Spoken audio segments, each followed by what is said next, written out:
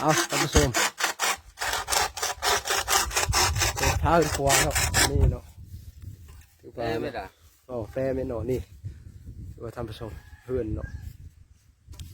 โอ้ยมันมีคำแล้วก็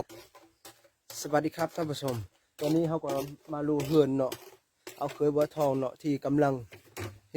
สร้างเนาะตอนนี้ก็กำลังเฮ็ดเฮือนครัวเนาะท่านผู้ชมเดี๋ยวเราจะไปดูกันเอาเนาะเอาเฮ็ดเฮือนเนาะสารเห็ดฟาวสารฟาวไอ้พามันอ่ะเห็ดฟาวมันเนาะท่านผู้ชมมีหินบกอันนี้แหละหินบกมีหินบกเนาะถือว่าเฮือนเนาะที่กำลังสารแล้วเนาะเอาวิธีทำไม้ปองเนาะดู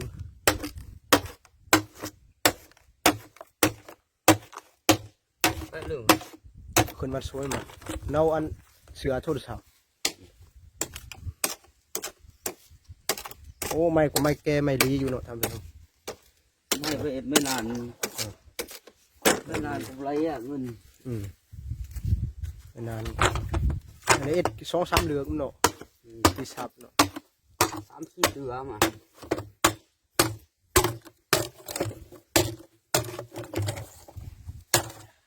ฟ้าไม่พอดูไม่ก็แก่ลีอยู่ในงามยันก็ไรตะมอดเขาเนี่ยถือไปให้รูหลบล้อมอย่างนั้นชั้นไม่ปองอยู่เนาะเฮือนครัวเนาะท่านผู้ชม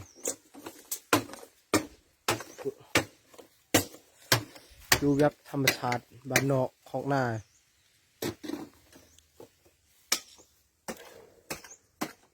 เอาลูกไก่เด้อดูว่าผีไฟครับท่านผู้ชม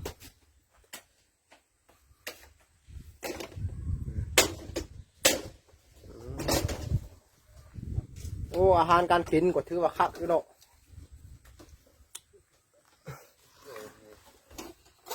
โอ้กินเจียวกินใจ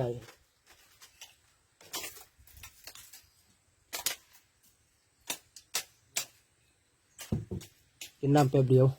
มือลุงกินก็มา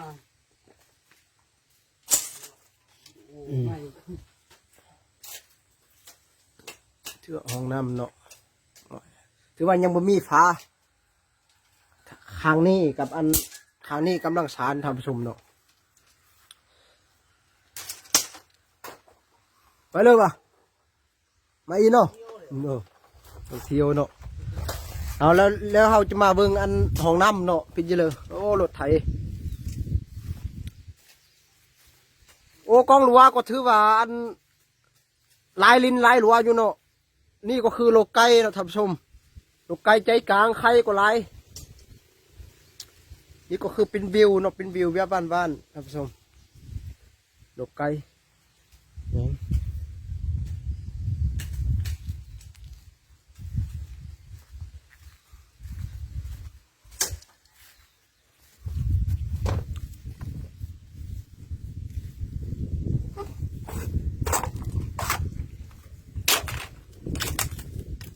ตับ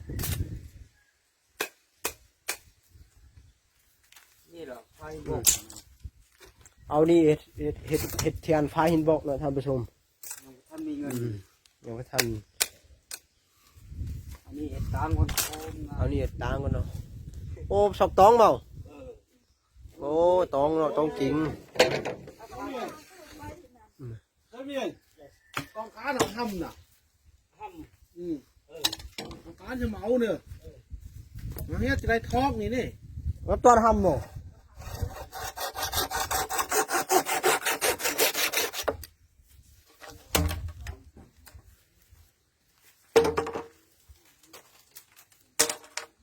นี่อย่างนี้ชื่อมันเอานี่กินเลยเปลูกป้านี่เห็นยังค้ามไปเลยเลยจะหัวคำจะไปหรอไปมึงฟังแกนไปโคตรเธอไปเจี๊ยกเลยมาหน้ามึงมานึงอ่ะไปมึงฟังแกนกวน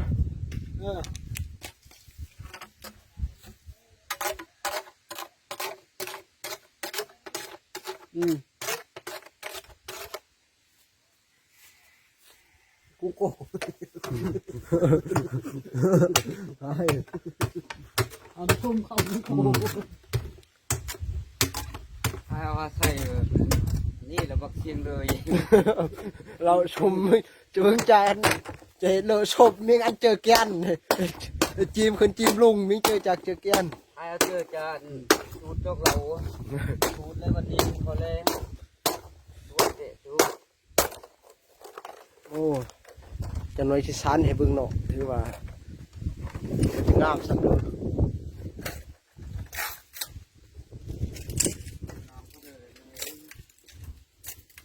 งามงามถือว่ายังคางนึงช่องคางที่มีฟ้าเนาะตอนนี้กูว่าปอ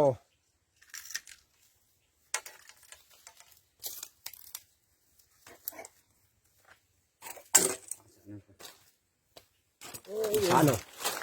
ฟ้าเนาะ ให้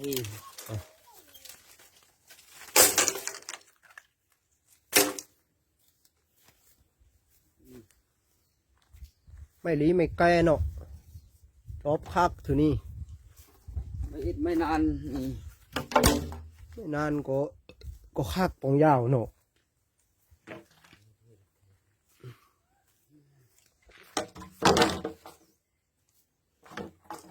โอ้นี่ก็คือแถวแคมป์บ้านเนาะวันนี้เรียก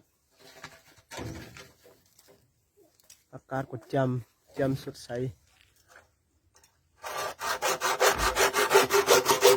คลายจากวิถีชีวิตของคุณว่านนอกคอกนา